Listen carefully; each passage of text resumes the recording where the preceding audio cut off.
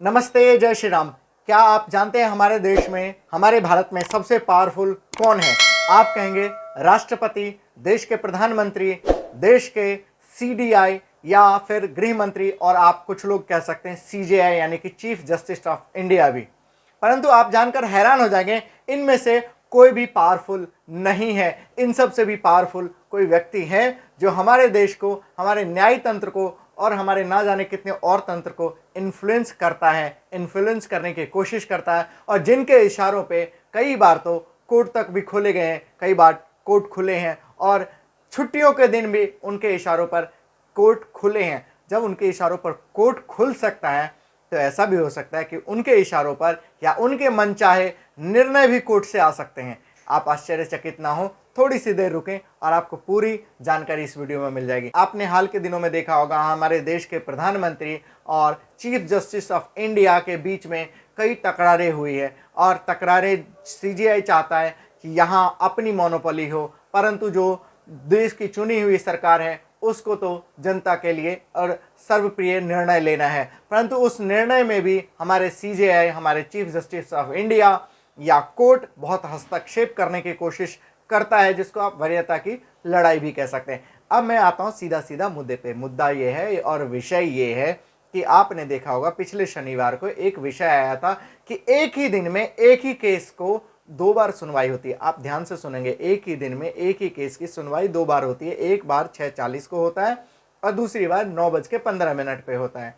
आप थोड़े से आंकड़ों की तरफ मैं आपको लेके जाना चाहूंगा। हमारे देश में 50 मिलियन पेंडिंग केसेस है, 50 मिलियन। और उस 50 मिलियन को तो छोड़ दीजिए, 5 लाख ऐसे केसेस हैं जिसका अभी ट्रायल ही नहीं शुरू हुआ है। परंतु आप ये जानकर और आश्चर्यचकित और हैरान हो जाएंगे कि उसी के बीच में एक महिला आती है, सस्ता सी तलवार या तीस्ता सी तलवार कह दें, जिनका पता नहीं कौन है, इतना बड़ा रुतबा है इस देश में, जिनके लिए कोर्ट छुट्टी के दिनों में भी खुलता है, शनिवार के दिन में भी खुलता है, और 2 बार उस केस की सुनवाई तक हो जाती है। तीस्ता सी तलवार जी का केस गुजरात हाईकोर्ट से दिल्ली सुप्रीम कोर्ट पहुंचता है, क्योंकि गुजरात हाईकोर्ट उसमें सजा सुना चुकी है, और वो केस लेके आते हैं सुप्रीम कोर्ट ऑफ इंडिया नई दिल्ली, और सुप्रीम कोर्ट ऑफ इंडिया इस केस में 2 बार सुनवाई करता है, और 2 बार सुनवाई में उस केस को अनिर्णित समय तक उसको जमानत या बेल मिल जाती है। अनिर्णित समय तक जमानत या बेल मिलना, आप समझ सकते हैं कि किसी एक केस में कितनी बड़ी चीज़ है। उस केस की सुनवाई तब तक नहीं होगी जब तक सीजीआई दोबारा से नहीं चाहेंगे। और सीजीआई जी का कहना आप समझेंगे, सीजीआई जी जो हमारे देश के सीजीआई यानी कि चीफ जस्टिस ऑफ इंडिया, मैं फिर से कहूंगा chief justice of India Chandrachud ji हैं, जिन्होंने कहा था 7 दिन के लिए अगर इस केस को पेंडिंग छोड़ देंगे तो कुछ बड़ा विषय नहीं हो जाएगा। आप समझ सकते हैं 7 दिनों में कितना कुछ बदल जाता है। 7 दिनों में कई कैदी और कई लोग तो मर भी जाते हैं। और 7 दिनों का छोड़िए ये सब विषय, 7 दिनों का आप पैसा जानते हैं कितना खर्चा होता है सुप्रीम कोर्ट तक पहुंचने के लिए। आप थोड़ा सा इस विषय को समझिए कि एक कोर्ट, आप उत्तर प्रदेश का उदाहरण ले लेते हैं, दिल्ली तो बहुत छोटा सा शहर है, उत्तर प्रदेश का उदाहरण लेते हैं। उत्तर प्रदेश में सहारनपुर या मुजफ्फरपुर या मेरठ या यूं कहे कि नोएडा गाजियाबाद एक जगह है जहां से हाई कोर्ट की सुनवाई उसको होना है। और हाई कोर्ट है कहां? इलाहाबाद में। इलाहाबाद तक पहुंचने के लिए उसको संभवतः 7-8 घंटे लगेंगे, तब जाके वहां सुनवाई होगी। और यहाँ दिल्ली में, और वहां से यदि सुप्रीम कोर्ट रेफर किया जाता है तो उसको आने जाने में कितने खर्चे होंगे। इस खर्चे के डर से ही आम लोग सुप्रीम कोर्ट तक पहुंचना दूर की बात, दूर का विषय समझते हैं और सुप्रीम कोर्ट तक पहुंचते भी नहीं है। परंतु ये महिला तीस्ता सी तलवार या सस्ता सी तलवार को सुनने के लिए सीजीआई जी एक कार्यक्रम के में होते हैं, एक व्यक्तिगत कार्यक्रम में होते हैं, भरतनाट्यम देख रहे होते हैं। लेकिन परंतु भरतनाट्यम देखते देखते उनके पास 3 कॉल आते हैं, और तीनों कॉल हम और आप क्या करेंगे इस केस में।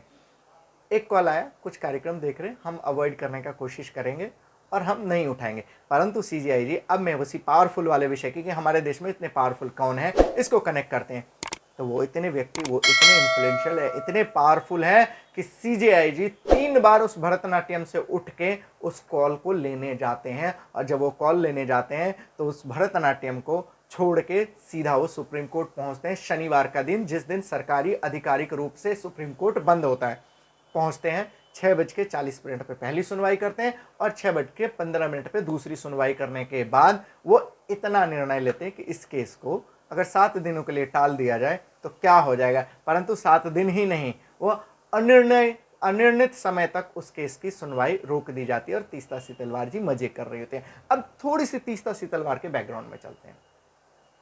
तीस्ता सी तलवार वो महिला है जो गुजरात में है। गुजरात में 2002 में दंगे हुए थे, तो दंगों में बहुत अच्छा था, दंगे हुए, दंगों के नाम से इन्होंने एक एनजीओ बनाया और एनजीओ के नाम पे इन्होंने देश और विदेशों से बड़ी फंडिंग ली और बड़ी फंडिंग लेने के बाद दिल्ली में, जहां हम और आप रहने की सोच भी नहीं सकते, जहां लोग जाने की भी नहीं सोच सकते, वहां इनका घर है। बहुत बड़ा बंगला बनाया, बहुत बड़ा घर बनाया, इनका रुतबा बहुत है। इनके कहने पे आम लोग और बड़े लोग सभी इकट्ठे हो जाते हैं, और बड़े लोग तो छोड़िए, यहाँ आप सुप्रीम कोर्ट तक उन्होंने इकट्ठा कर दिया। तो अब हम बात कर रहे हैं कि वो पावरफुल व्यक्ति कौन है जो हमारे देश के न्यायालय यानी कि उच्चतम न्यायालय के चीफ जस्टिस तक को इन्फ्लुएंस कर रहा है और जिसका कॉल लेने के लिए मजबूर होना पड़ता है चीफ जस्टिस ऑफ इंडिया को। वो व्यक्ति कौन हो सकता है? संभवतः चीफ जस्टिस हमारे प्रधानमंत्री से तो लड़ लेते हैं, चुने हुए प्रधानमंत्री से, चुने हुए देश के जो लोकप्रिय प्रधानमंत्री उनसे तो लड़ लेते हैं, परंतु उस व्यक्ति से या तो दो ही कार्य हो सकता है। वो व्यक्ति से सीजेआईजी का बहुत अगाध प्रेम है,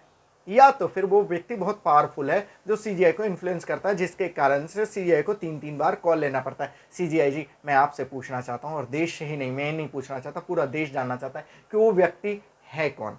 और यहां मैं संभवतः राष्ट्रपति और उपराष्ट्रपति जी से भी एक प्रार्थना करना चाहता हूं कि राष्ट्रपति जी, उपराष्ट्रपति जी, कृपया उस व्यक्ति को पहचानने का कोशिश करिए और देश को बताइए कि वो इतने इन्फ्लुएंशियल व्यक्ति हैं जो हमारे सीजीआई तक को इन्फ्लुएंस कर सकते हैं। तो देश ये भी जानना चाहते हैं, अगर सीजीआई को इन्फ्लुएंस कर सकते हैं, उच्चतम न्यायालय को इन्फ्लुएंस कर सकते हैं, तो संभवतः वो केसों को भी इन्फ्लुएंस तो किया ही होगा या करते ही होगा। कई केसों में आपने देखा ही होगा।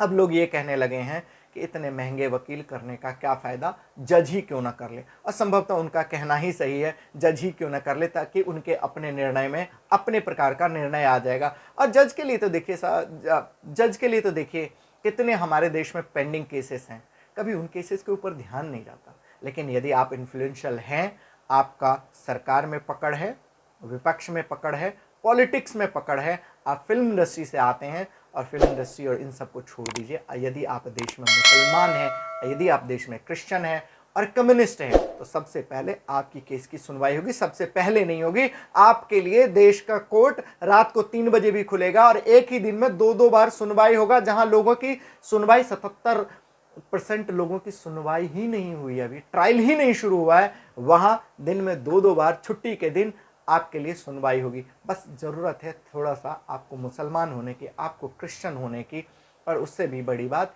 आपको देश में आतंकवादी होने की।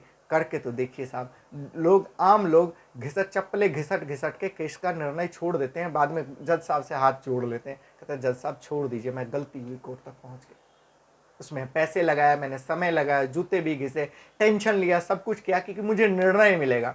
निर्णय नहीं मिला, उनको केवल और केवल तारीख पे तारीख मिलती है, जो हमारे सनी देओल साहब दामिनी फिल्म में बहुत पहले बोल के गए हैं।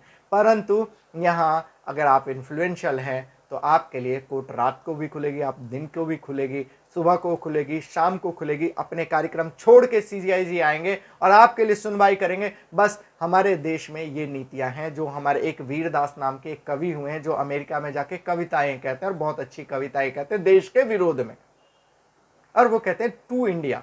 और यहाँ टू इंडिया वास्तविकता में देखेंगे तो है। हमारे जज साहब एक ऊपर वाले लोगों के, पैसे वाले लोगों के, बड़े बड़े एनजीओ वाले लोगों को, मुसलमानों को और क्रिश्चियनों को सबसे पहले सुनते हैं। आपको ध्यान होगा राम मंदिर के लिए 400 सालों तक लोग लड़ते रहे, कभी कुछ निर्णय नहीं आया। 400 साल तो छोड़ दीजिए, 77 साल से तो हमारा देश है, आज़ाद है, और उसी आज़ाद देश में ये सुप्रीम कोर्ट कार्य कर रहा है, लेकिन 77 सालों में कभी इनको ये नहीं लगा कि सुनवाई हो भी जाए। और अपराधियों के लिए, बड़े बड़े आतंकवादियों के लिए, बड़े बड़े नेताओं के लिए, बड़े बड़े फिल्म स्टारों के लिए फास्ट ट्रैक कोर्ट बनवा के उसकी सुनवाई होती है। और यहाँ तक भी ना जाए, आपने देखा होगा कि एक हमारे देश के बहुत बड़े फिल्म स्टार हैं सलमान खान जी, वो जब उनके ऊपर 2 केसेस आते हैं, दोनों केसों में निर्णय क्या होता है जनता जान रही होती है, सबको पता होता है, लेकिन कोर्ट क्या निर्णय देता है वो हम सबके सामने है। मतलब आपके पास पैसा है, आप फिल्म स्टार हैं, और साथ में आपके साथ खान लगा हुआ है, मुसलमान लगा हुआ है, तो हिरन मरता नहीं, हिरन तो सुसाइड कर लेता है।